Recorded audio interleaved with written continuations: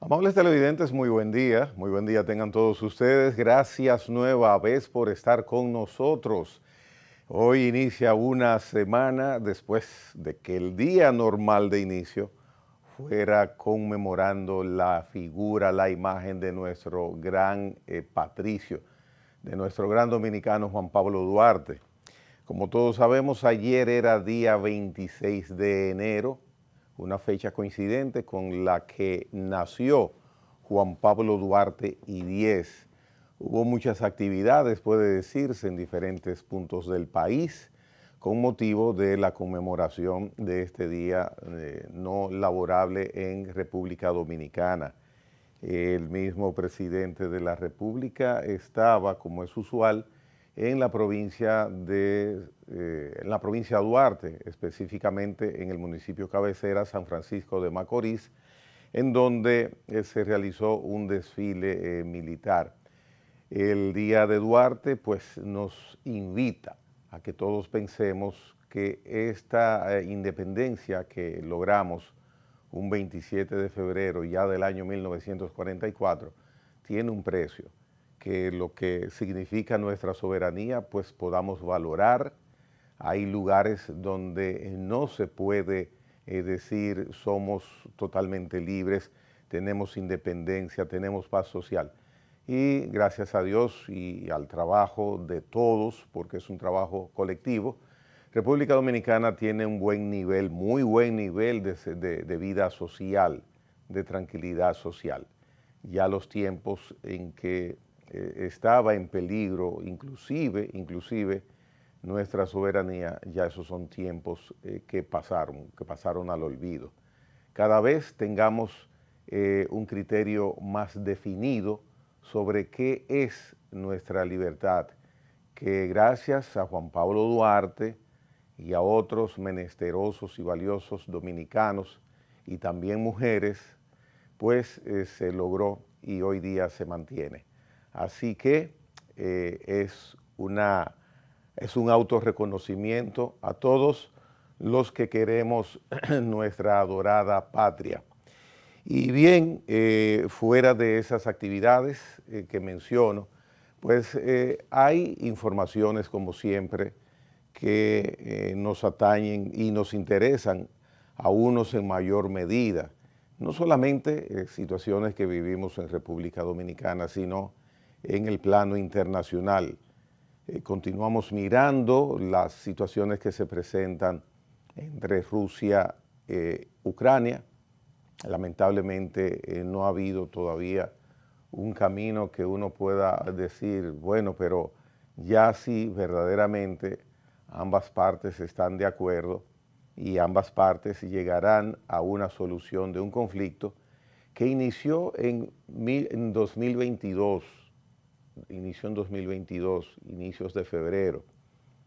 Pensábamos todos prácticamente que iba a ser una cuestión de días, que esto así como empezó para muchísimos por sorpresa, se iba a difuminar en el tiempo y en el espacio. Sin embargo, miren ya la distancia en el tiempo que ha cruzado, miles de muertos de ambos lados, lamentablemente niños, jóvenes, ancianos y militares que dicen, pero ¿por qué tiene que suceder esto? Y se ha llegado a extremos donde ya bombardeos se producen a las plantas que generan y envían la calefacción a las casas. Es una zona totalmente o casi gélida y literalmente muchas personas ya han fallecido, sobre todo el lado de Ucrania, producto de la hipotermia, porque no tienen manera de calefacción. Entonces, así anda el mundo. Vemos cercano acá la incursión que hace Estados Unidos recientemente a Venezuela, un país que merece una mejor suerte, que están por definirse muchos aspectos que serían los que podrían hacer o dar la facilidad de que Venezuela vuelva a tener una vida normal. Eso es lo que todos también esperamos. Acá en República Dominicana contamos con la agradable presencia de miles de venezolanos de venezolanas que vinieron a trabajar y lo hacen con mucho decoro, lo hacen con mucha identificación, se sienten agradados por el trato recibido por nosotros acá, que les ha dicho pueden permanecer aquí, y el día pues en que se normalice su situación política y social en su país, pues sentirán haber estado en compañía de personas que en ningún momento le pusieron trabas para que desarrollaran su vida normal, su vida inclusive profesional. Y así anda en parte el mundo.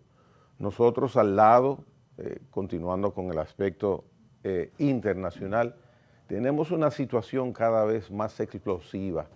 ¿Por qué lo digo? Bueno, pues solamente hay que mirar, hay que observar qué ha empezado a suceder iniciando este año en la vecina República de Haití. Un país donde este año precisamente está previsto que se celebren elecciones y lo menos que pinta es que pueda haber algún tipo de condición para realizar un evento tan delicado y cuidadoso como este. En fin, por eso, y poniendo estos ejemplos, es que inicialmente hice mi comentario de que valoremos y que valoramos también nuestra paz social, que todos hemos puesto un grano de arena en ella. Personas como el periodista Manuel Jiménez también ha colaborado mucho en ese sentido. Manuel, buen día. Buenos días, amigos televidentes, buenos días, Gregory. Hoy me traicionaron varias cosas. ¿Cómo va a ser? ¿A quién hay que darle? Sí. ¿A quién hay que darle, bueno, Manuel? A mí mismo, porque incluso hasta el ánimo influyó. Pero nada, no el ánimo de estar aquí, no, sino como cosas que a uno le asaltan así de repente.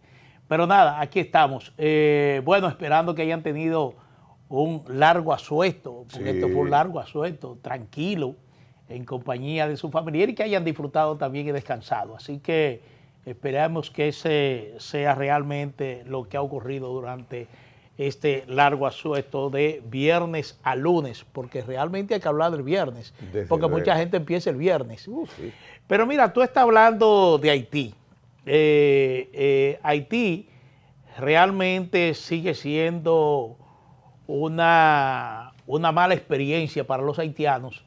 Digo para los haitianos, aunque esto tiene unas consecuencias que todas las conocemos, incluyendo para nosotros mismos en República Dominicana, porque es una situación como que no acaba de coger un carril donde tú digas, bueno, mire, ese camino que están siguiendo es seguro. Ahora la efervescencia y la expectativa que hay es en torno al Consejo Provisional Presidencial.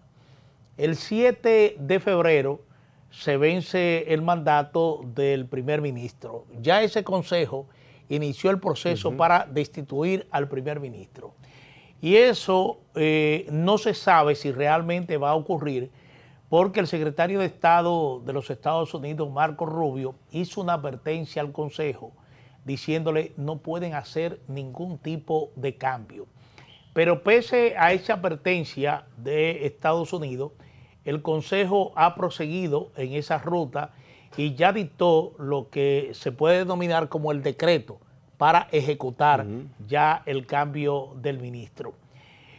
Paralelamente a eso están las expectativas planteadas, surgidas ya a finales de la semana pasada, de que es muy posible que esa fuerza de supresión de pandillas que fue acordada tanto por el Consejo de Seguridad de Naciones Unidas como por el Consejo Permanente de la Organización de Estados Americanos, finalmente se constituya y los efectivos comiencen a llegar a Haití, fundamentalmente a Puerto Príncipe.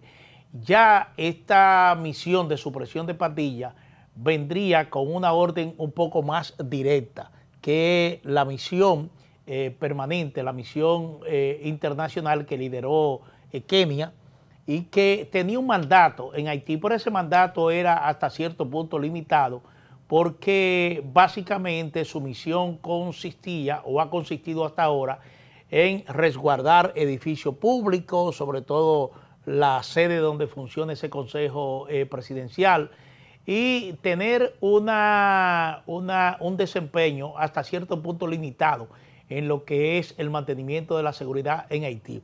Esta fuerza de supresión de pandillas viene ya con el mandato de suprimir a esas pandillas. Y yo pienso que por un problema de lenguaje no se utilizó eliminación de pandillas, como en principio se habló. En principio se habló de una fuerza de eliminación de pandillas, lo que implica que esa fuerza venía con el mandato directo de enfrentar a esas pandillas armadas y aniquilarla.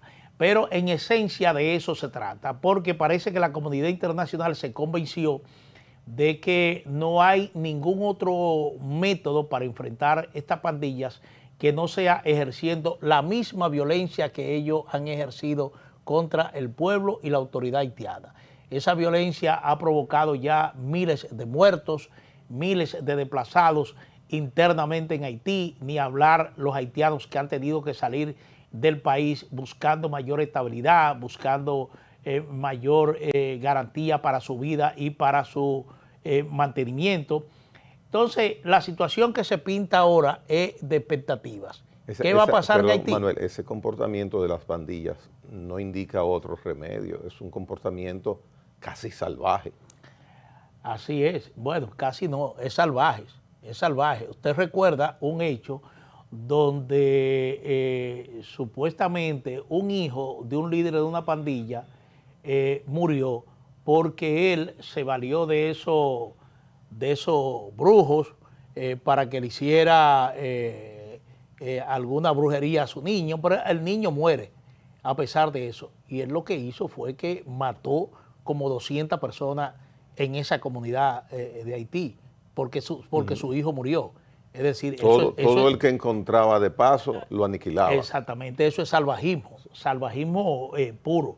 Entonces, lo que está planteado ahora es ver qué pasará el 7 de febrero, cuando se vence ya el mandato del primer ministro, qué pasará con ese Consejo Provisional Presidencial haitiano, qué pasará con estas pandillas, si efectivamente se produce el arribo a Haití de esta misión de supresión de pandillas, que es el mandato de Naciones Unidas y de la OEA.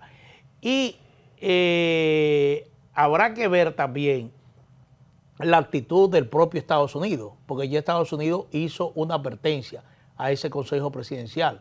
En caso de ese Consejo Presidencial Provisional no acate esa advertencia que le ha hecho Marco Rubio, que hará Estados Unidos, sobre todo en un marco donde Estados Unidos está muy dispuesto a intervenir, porque ya lo hizo en Venezuela, se llevó a Maduro y prácticamente ha establecido un gobierno a distancia en Venezuela.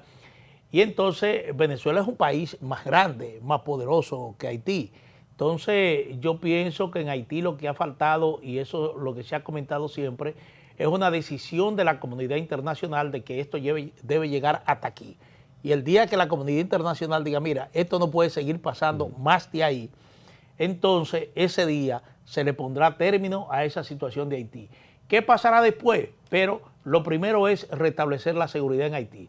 Sin seguridad interna en Haití no habrá posibilidades de que en agosto se celebren elecciones presidenciales. Para eso sería imprescindible precisamente que llegue una misión militar armada a Haití, porque internamente eso es impensable, lograr tranquilidad.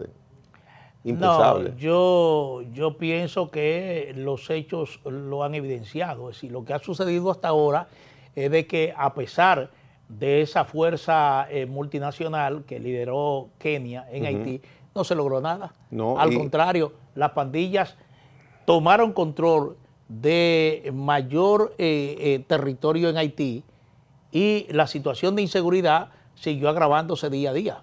Aunque las cosas no se manejan así en la realidad, en la práctica, pero la lógica, el sentido común y los hechos sucedidos en Venezuela llevan a cualquier persona que analice esa incursión y la intención y la atención de una u otra manera que se le esté o se le haya prestado a Haití, diría, bueno, pero entonces hay prácticamente una obligación de que no se ignore la situación por definir en Haití. Pero es lo que digo, así no es que necesariamente se determinan las cosas, porque hubiera ameritado hace muchos años que no solamente Estados Unidos, sino Canadá, Francia, Brasil inclusive, pudieran haber tomado acción directa favorable a normalizar lo que es la imposibilidad casi de vivir en normalidad en Haití, y no fue así, no ha sido así. Mire, muchas veces en términos despectivos nosotros decimos, bueno, si en Haití hubiese petróleo, hubiese oro, hubiese tierras raras, hubiese algún tipo de mineral que se cotiza bastante caro en los mercados internacionales, ya la solución para Haití hubiese llegado hace tiempo. Hubiera encontrado un padrino, sí, y no el de Venezuela. Sí, y uno eso lo hacía como un comentario ligero, como un comentario así fuera, que se podía entender que era fuera de la realidad. Pero con base. Miren, señores, y Venezuela ha demostrado eso. Venezuela ha demostrado que el hecho de que Venezuela tenga petróleo, eso llamó a la primera potencia del mundo a decir, mira, ya esta situación no puede seguir más de ahí. Intervino, se lleva al líder de esa pandilla gobernante, pero deja al resto, que le garantiza precisamente tener un manejo directo de ese recurso petrolero. Y entonces, yo no sé cómo a Estados Unidos no le ha ocurrido también de que debe intervenir en el tema del oro, porque Venezuela tiene oro. Entonces, pero hasta ahora es el oro negro. El oro negro, el petróleo. Pero eso evidencia claramente de que el hecho de que Haití sea un país pobre, el más pobre del hemisferio occidental, y mucha gente dice que no solamente del hemisferio occidental, probablemente del mundo, porque lo compara con cualquier tribu de esa africana, donde se vive una situación realmente de hambruna. Haití no ha llegado a una situación de hambruna total porque tiene a la República Dominicana al lado, que le garantiza unos mercados binacionales, donde el haitiano va a abastecerse de alimentos. Si República Dominicana no estuviese al lado de Haití, es probable que Haití pudiese comprar alimentos más allá de su frontera, pero el costo a que ese alimento le estaría llegando a los haitianos lo haría inalcanzable. ¿Por qué? Por el transporte, por una serie de inconvenientes, que tampoco Haití tiene puerto seguro para recibir mercancía, por ejemplo, donde los comerciantes puedan hacerlo. Incluso mercancía que Haití importa llegan a través de puertos dominicanos, es decir, de puertos dominicanos sé que llegan. Es decir que de alguna manera nosotros hemos representado la salvación para Haití, a pesar de que ellos esa realidad no la reconocen.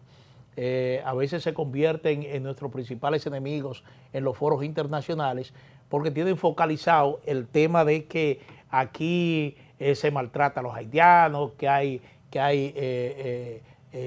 prácticas xenofóbicas, que somos racistas. Es decir, todas esas cosas que cuando usted sale a la calle realmente no las siente, porque aquí hay haitianos, a pesar de los operativos migratorios, hay haitianos en todos los lados. En todos los lados. Sí. Sobre todo, Manuel, un aporte de mano de obra, si se puede decir mano de obra, de personal en el área turística que tú bien conoces. Hay una gran cantidad de ciudadanos haitianos dando este servicio, tanto de hombres como de mujeres que hacen esa labor. Así es. Bueno, nada. Vamos a esperar, nosotros estaremos aquí pendientes al desarrollo de esos acontecimientos, pero ese es el escenario que está viviendo Haití en estos momentos. Vamos a esperar qué ocurre a partir del mes de febrero, es un mes crucial para Haití, pero yo no creo, tú hablabas de las elecciones, yo no creo que en Haití, muy a pesar de que esa fuerza de supresión de pandillas pueda de alguna manera restablecer parcialmente la seguridad en Haití, no creo que en Haití existan condiciones adecuadas o propicia para la celebración de elecciones. Es decir, eso no creo que esas condiciones se den en poco tiempo, en 2, 3 o 4 meses. Bueno, mira, ayer tuvimos una actividad donde el presidente de la República recibió su carnet de cédula de identidad y electoral.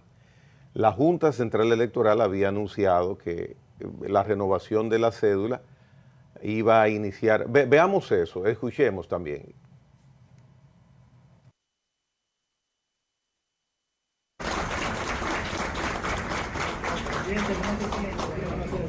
Ya tenemos la primera cédula de identidad electoral de la República Dominicana.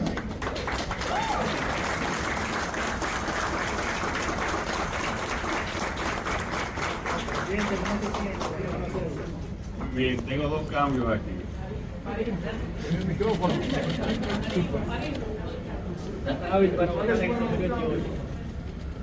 Estoy lleno de canas. Presidente, ¿qué le pareció este proceso de renovación de cédula? Estoy muy seguro que nos va a dar realmente mucha seguridad y a nuestra identidad nacional también. Este es un proceso más importante de lo que todos nosotros estamos considerando. Además, una nueva cédula es que vamos además a garantizar, como dijo el presidente de la Junta, una identidad nacional la vamos a asegurar. Así que felicito a la Junta este proceso y realmente invito a todos los dominicanos y dominicanas, de todos los sectores, de todos los partidos, a ayudar, a acudir a las iglesias, a los sectores educativos, a los sectores sociales, para tener esta cédula, que es una cédula con mucho mayor seguridad, que nos da una patria también, una identidad mucho más segura. Le cambió A Diario Libre, que se tomó de su portal ese video, esa imagen, y la Junta había indicado inicialmente... El video también lo distribuyó la Junta Central Electoral bastante amplio, sí. El material. Sí, el material audiovisual. Entonces, estaba previsto que el año pasado, 2025, se iniciaba el proceso de entrega ya del cambio de cédula. No es un cambio sencillo, no es que usted lleva su plástico, dame otro, no. Ha habido, y la Junta lo ha explicado en diferentes ocasiones, un proceso amplio de depuración y actualización de datos. O sea, que la cédula que no fuera verdaderamente original, el insumo, el origen, para poderle dar un documento de identificación a la persona, no va a ser replicada, no se va a emitir una cédula, un plástico igual, porque lo que había eran en algunas ocasiones plásticos. El 12 de abril inicia ya de manera pues formal, masiva, la entrega de este documento. Entiendo que la Junta iniciará un proceso de orientación de a quienes les toca. Se menciona que es por el día del cumpleaños, por el mes de cumpleaños. También se ha indicado que empresarios, funcionarios, las personas de los medios de comunicación, las personas que están recluidas en fin, una especialización de quienes recibirán el documento inicialmente se ha indicado, pero toca a la Junta ahora de manera formal, en una campaña publicitaria, imagino que habrá, indicar cómo puedo yo, cómo puede usted adquirir su cédula a partir del día 12 de abril de este año. Así es, la Junta ha estado aplicando un proceso escalonado con esto de la cédula, la nueva cédula de identidad y electoral, porque primero fue al personal de la institución a quien se le provió del documento. Ya posteriormente estaba establecido que al presidente de la República se utilizó el natalicio del patricio Juan Pablo Duarte para que este acto se celebrara. Es decir, tanto al presidente como a la señora primera dama se le entregó este documento. Es un documento que, como tú dices, está blindado con unos dispositivos de seguridad electrónicos que la hacen realmente inviolable, según ha explicado la Junta Central Electoral. Es decir, en esa cédula usted tendrá también lo que es su licencia de conducir. Ahí estará también, ¿cómo que se dice? Encadenada con tu licencia. Enlazada con tu licencia de conducir. Me parece que también hay otros requisitos ciudadanos que estarán enlazados con esta nueva cédula. Y ya posteriormente se establece también durante estos días todo un proceso para ir ya entregándole la cédula a segmentos tanto de la administración pública como de grupos, bueno, que de alguna manera la Junta entiende que son prioritarios, incluyendo la prensa.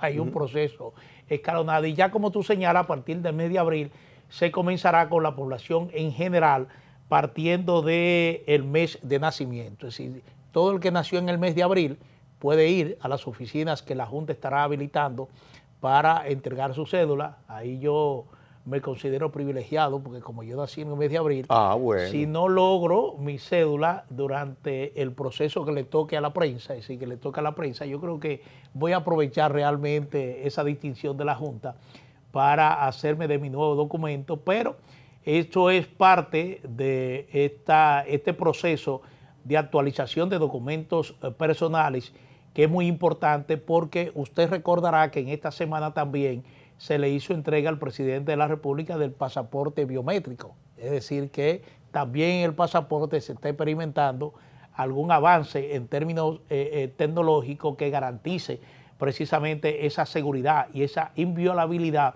que son necesarios en documentos esenciales como la cédula y el pasaporte.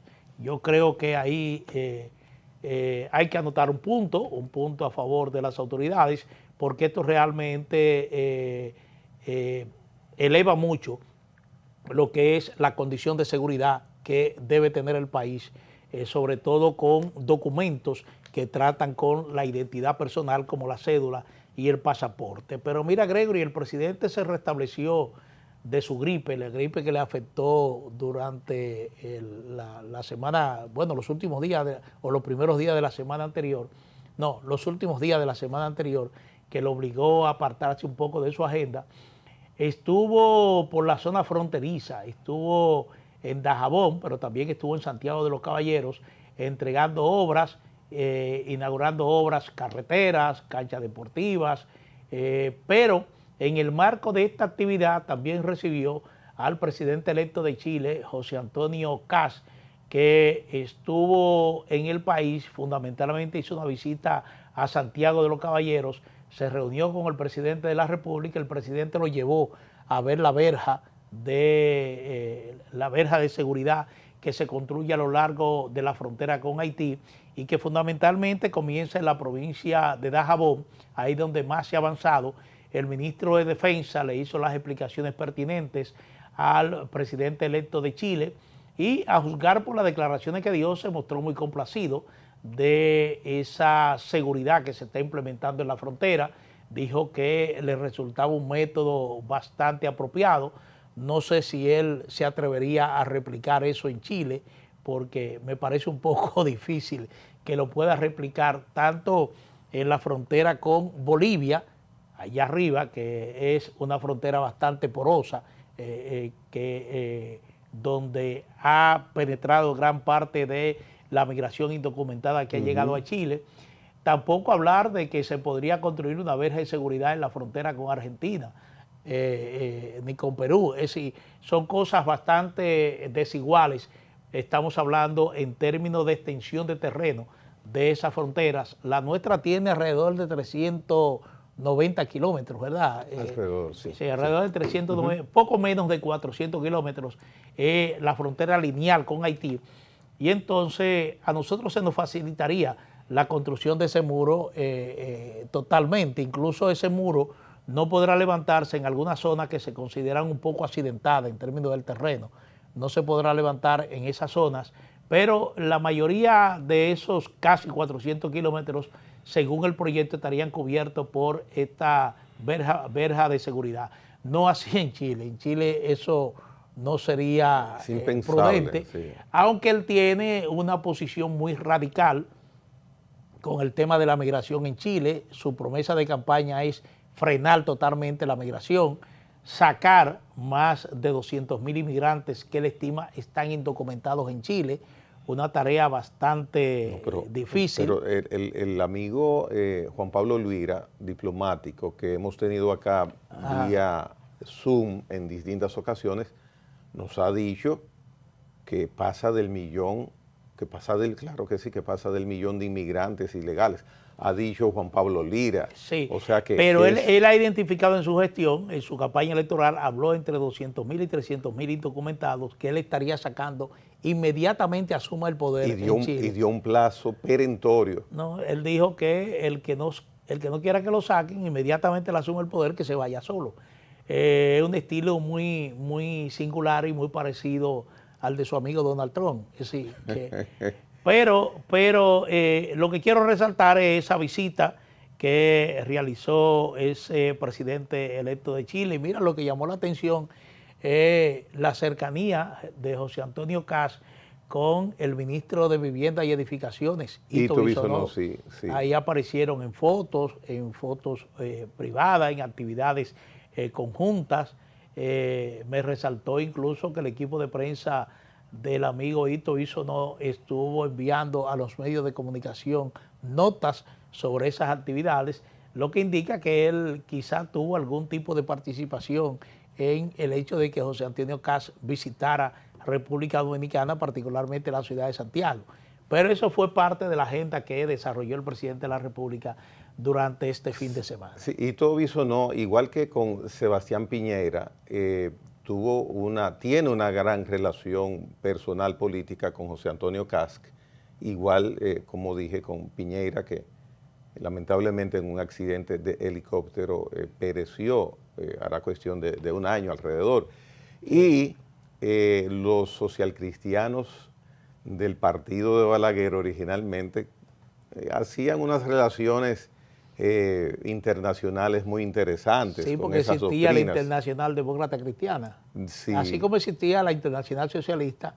Digo existía, yo no sé, yo creo que sí, que todavía existe la Internacional Demócrata Cristiana. Lo que pasa es que los demócratas cristianos han ido perdiendo terreno. La OTCA, ¿recuerdas? Sí. Que la dirigía, ¿quién la dirigía? Te pongo esa tareita en el aire. Bueno, no. Juan Luis Céliman. Juan Luis Céliman, sí. Mira, ese es a propósito de la visita de José Antonio Kast, un resumen donde él participó en diferentes actividades, como la visita a la frontera que tú mencionas, hizo con el presidente de la República. Y hay algo que me llamó mucho la atención y que me agradó bastante, Manuel. Dice José Antonio Kast, ese es del Departamento de Prensa de la Presidencia que enviaron ese video. Me llamó mucho la atención, dice José Antonio Kast, en un momento que fue abordado por periodistas, me parece que a la entrada del hotel donde se hospedaba, cuando le preguntan sobre República Dominicana, y dice, mire, al lado estaba su esposa. Nosotros hemos conocido a República Dominicana como un país que avanza, que progresa, refiriéndose a su esposa y a él, que estaba a su lado. Hace 35 años vimos acá cuando vinimos a República Dominicana, luego hace 25 años, luego hace 15 años, luego hace 5 años, hoy estamos acá. Y lo que hemos visto en cada una de esas visitas es un país totalmente en desarrollo. Me sentí, señor José Antonio Kast, muy satisfecho, muy contento, muy agradado como dominicano que usted tenga esa impresión, porque a veces uno aquí adentro, quizás no es que no valore, pero sí hemos ido poco a poco avanzando, desarrollándonos. Siempre tenemos la incomodidad, la molestia de que las cosas es posible pudieran haber sido mejor y pueden todavía ser mejor. Y desde acá, inclusive desde el programa, abogamos porque las cosas caminen de la manera correcta. Y lo decimos, lo pregonamos y hasta lo exigimos. Pero un señor que viene con su esposa, un ciudadano de otro país, que hoy es presidente del suyo, pues diga esto, hace ver que sí, que hemos ido caminando a pesar de los pesares. Bueno, así como tú señalas, porque la verdad es que nosotros los dominicanos tenemos que darle gracias a la estabilidad política de que hemos disfrutado en estos últimos años, porque esa estabilidad política, esa alternancia en el poder que se ha garantizado con esa estabilidad política, es precisamente lo que ha garantizado que República Dominicana sea un país con el motor siempre encendido, es decir, Sí. con un motor siempre preparado para el desarrollo. Y entonces ese desarrollo se ha ido logrando. Se ha ido logrando en términos de infraestructura, en términos de avances sociales, en términos de avances económicos, porque tenemos también un sector privado pujante, un sector privado que ha ido creciendo. Y todo eso se conjuga dentro de esa pujanza del sector privado con un Estado que garantiza esa estabilidad y esos procesos democráticos de los cuales estoy hablando, es lo que definitivamente es la combinación perfecta para que un país eche adelante. Entonces, yo creo que República Dominicana en los últimos años ha mostrado eso. Tenemos prácticamente, según dicen los economistas, más de 50 años creciendo, de crecimiento económico. Y eso, aunque uno se queja mucho de que ese crecimiento no es inclusivo, que es muy desigual, tenemos todavía una gran desigualdad, pero en términos generales podríamos decir que República Dominicana ha ido adelante y eso no se puede tapar el sol. Pero mire, Gregory, independientemente de eso que cita José Antonio Caz, en el patio, en el terreno local, el presidente no tuvo tregua durante este fin de semana. Hubo actividades de la oposición, me refiero tanto al expresidente Leonel Fernández como al expresidente Danilo Medina, que aprovecharon esas actividades realmente para tirarle cañones al gobierno. Tú dices, el presidente no tuvo tregua o no le dieron tregua al presidente, bueno, o las dos cosas a la vez. Básicamente lo mismo, es decir, él no le dieron tregua, pero él tampoco sintió tregua, es decir, porque realmente le tiraron cañones. Yo no sé si tenemos tiempo para irnos a la pausa o entramos realmente en lo que dijo este fin de semana tanto el expresidente Leonel Fernández, el líder de la Fuerza del Pueblo, como Danilo Medina, del Partido de la Liberación Dominicana. Sí, ambos, Manuel, hicieron críticas fuertes. No sé, Carlos, ¿tenemos pausa ahora o ahorita? Dice bueno, Carlos que ahorita. Así que pues las críticas continúan, tanto Danilo Medina como Leonel Fernández, a la gestión de gobierno y fuertes críticas. Mira, en un acto de juramentación de nuevos miembros, no recuerdo en qué parte, me parece, no recuerdo el punto, pero en ese acto de juramentación, el expresidente Leonel Fernández dijo que el gobierno, insistió en que el gobierno del presidente Abinader ha sido un fracaso y que sigue siendo un fracaso, citando que el costo de la canasta familiar ha aumentado 14,000 pesos durante la presente gestión. Él dice que estos datos se corresponden con las mismas estadísticas que ofrece el Banco Central de la República Dominicana cuando ofrece el índice de precio al consumidor, que es básicamente los niveles de comportamiento de la tasa de inflación. Y entonces formuló esa crítica a la gestión del presidente Abinader porque llama la atención de que la oposición se ha centrado básicamente en criticar el desempeño económico del gobierno. Pero el expresidente Fernández se fue más lejos. Se fue a una comunidad que se llama Medina, en Villa Altagracia, provincia de San Cristóbal, y ahí dijo que el Partido Revolucionario, o no dijo, acusó al Partido Revolucionario Moderno de haber comprado las elecciones del año 2024 con los recursos manejados irregularmente por SENASA. Él recordó que precisamente en el curso de la campaña electoral del 2024, eso fue lo que dijo Fernández, en el curso de la campaña electoral del 2024, el gobierno inició toda una campaña para captar 2 millones de dominicanos que fueron incorporados al régimen subsidiado de SENASA. Y entonces él entiende que ahí empezó ese proceso de compra de las elecciones del 2024 con recursos de SENASA. Más adelante. Y una observación, dice Fernández, que al momento que Fuerza del Pueblo indicaba que buscaba 2 millones de inscritos, el gobierno lo hizo, pero por SENASA, pero para...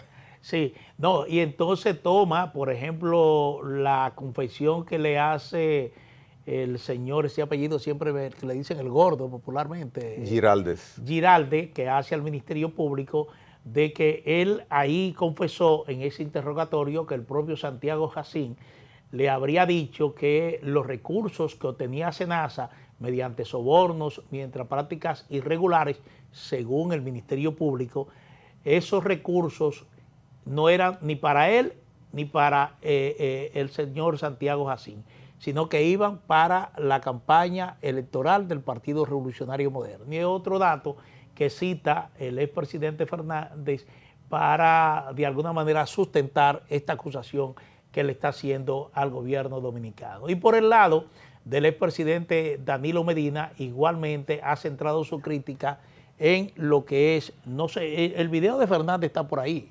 Sí, hay imágenes que Carlos está en este momento colocando. Yo lo tengo. Pero eso fue en la Casa del Pueblo, esa actividad. Sí. Bueno, porque él estuvo en Villa Altagracia e hizo una rueda de prensa aquí en la Casa del Pueblo. El Medina también tuvo unas declaraciones, un video, sí, donde dice, se refiere a las palabras del presidente Abinader, que a él le sobran los chelitos, que le sobra el dinero. Y Medina dice que a él no le sobraba porque lo invertía todo. Sí. Entonces... Bueno, hay otra parte también, porque Medina, al igual que Fernández, se ha centrado en el desempeño económico del gobierno. Las últimas declaraciones que dio en una de las últimas actividades que encabezó el expresidente Medina, dice que este es un gobierno técnicamente quebrado, técnicamente en bancarrota. Él señala que el Estado como tal no puede quebrar, pero dice que técnicamente está quebrado, bajo crecimiento económico, está hablando de que la necesidad de una reforma fiscal, y entonces cita todos esos elementos para concluir en que el gobierno del presidente Abinader es un gobierno que lo define como técnicamente quebrado, técnicamente en bancarrota. Bueno, pues partiendo de ahí, le resta ahora al presidente, a sus voceros, pues no ignorar, es lo que uno piensa, que no se ignorará estas observaciones críticas de dos personas que tienen conocimiento de causa. Han sido presidentes de la República, cada quien en su momento con una peculiar gestión, ambos con una destreza para conocer lo que es el poder.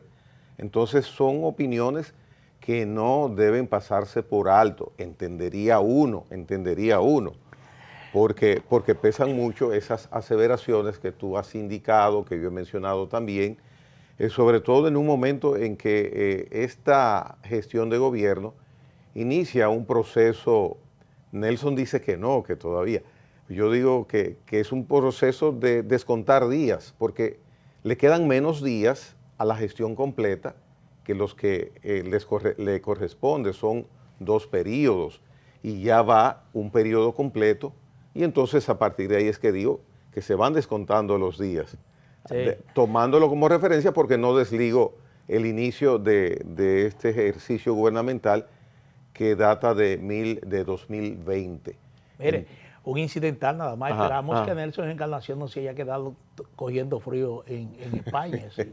o indagando la suerte de la situación que tienen los trenes en España, que es muy delicada. Aquí no tenemos nieve, pero tenemos una temperatura bastante agradable. Hombre, sí, hombre. Hasta en Montecristi ha hecho su fresquito en esos días.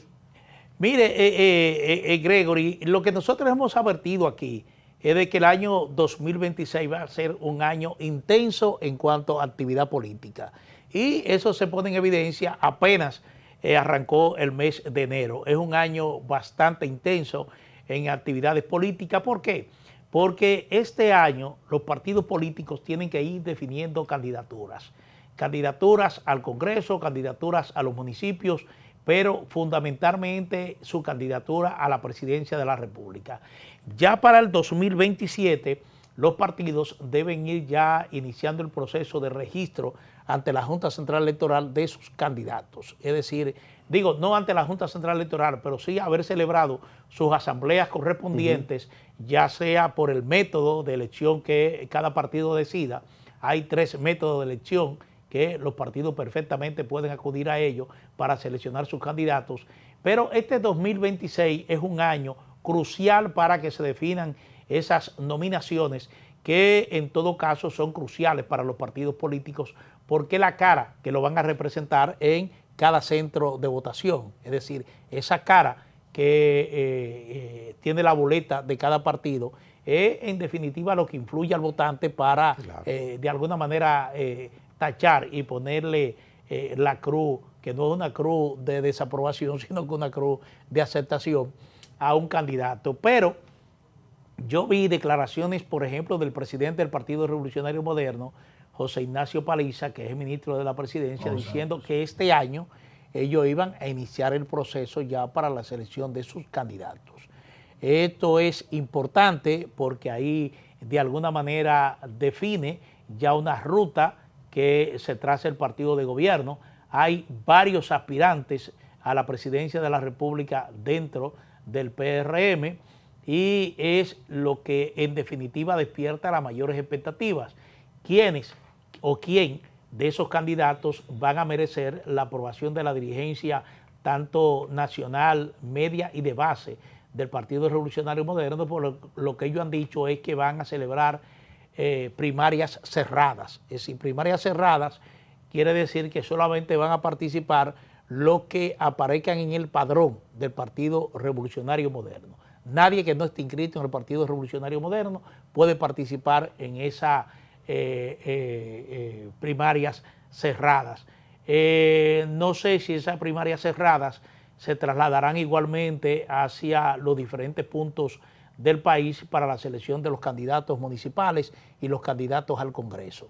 La ley electoral faculta a los partidos a hacer una reserva del 20% de las candidaturas que ellos pueden ya directamente asignársela a la persona que ellos entienden que tiene las condiciones para ser nominado, pero en definitiva hay un 80% que tendrá que definirse mediante el método de elección directa, y ese método de elección directa puede ser a través de encuestas, puede ser primarias abiertas, puede ser primarias cerradas. Sí, puede ser primaria cerrada, pero en el caso del PRM, repito, ya de lo que se habla es de primarias cerradas, y eso ya plantea unas expectativas porque esas declaraciones de José Ignacio Paliza lo que hace es que quienes estén aspirando realmente apuren la marcha, entiendan, si no han logrado en esta etapa posicionar sus candidaturas, habrá que ver cómo se la ingenian para realizar sus actividades, porque aún la Junta Central Electoral tiene el impedimento de celebrar campaña electoral. Usted puede celebrar actos bajo techo, pero no puede celebrar actos multitudinarios al aire libre, porque ni el Partido Revolucionario Moderno, el Partido Revolucionario Moderno, cuando toma esa decisión de autorizar a sus candidatos, a sus aspirantes, a realizar este tipo de actividades al aire libre, tiene que ser en el periodo que la ley acuerda que se pueden celebrar este tipo de actividades y que están bajo la vigilancia de la Junta Central Electoral. Eso para todos los partidos políticos. En el caso del Partido de la Liberación Dominicana, yo no sé, se ha hablado de un método que muy parecido al que se utilizó en el 2024, que fue esa consulta a sus bases. Ellos señalaron su candidato en octubre de 2023. Sí, ellos hicieron una especie de consulta, y en esa consulta, en octubre de 2023, se seleccionó a Abel Martínez, y entonces, posteriormente... Perdón, ¿fue octubre 23 o 22? No recuerdo muy bien la fecha. Usted es mejor que yo en eso de fecha. Ay, no, yo soy un desastre también. O sea, que bueno, imagínense ustedes. Pero realmente el candidato del 2024 se seleccionó a través de esa consulta. Ahora, básicamente están tratando de implementar un método similar. Es decir, hacer una especie de consulta, no para escoger oficialmente un candidato a la presidencia, pero sí para identificarlo. Y ya posteriormente, cuando la ley lo permita, celebrar su asamblea ordinaria para oficializar esa candidatura. Eso dentro del mismo partido ha tenido algún grado de cuestionamiento. No todos los candidatos, al parecer, tienen el consenso de que en esta ocasión se haga de esa manera, pero eso es lo que ha anunciado por lo menos la dirección del Partido de la Liberación Dominicana. En el caso del PLD, Gregory, la situación es particularmente diferente al resto de las organizaciones políticas. El PLD tiene la imperiosa necesidad de identificar un líder con tiempo. Y cuando hablo de un líder, no un líder partidario, me refiero a un líder que tenga proyección nacional, que es lo que se necesita para ser candidato a la presidencia de la República.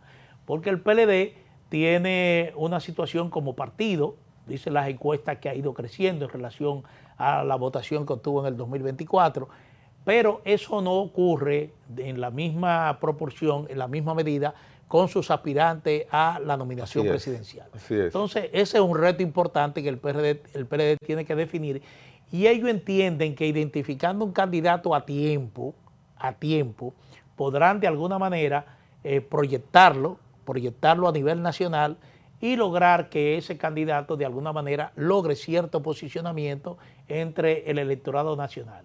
Y digo que se diferencia un poco de lo que es el Partido Revolucionario Moderno, porque usted dirá, bueno, el problema es que en el PRM no está definida una candidatura.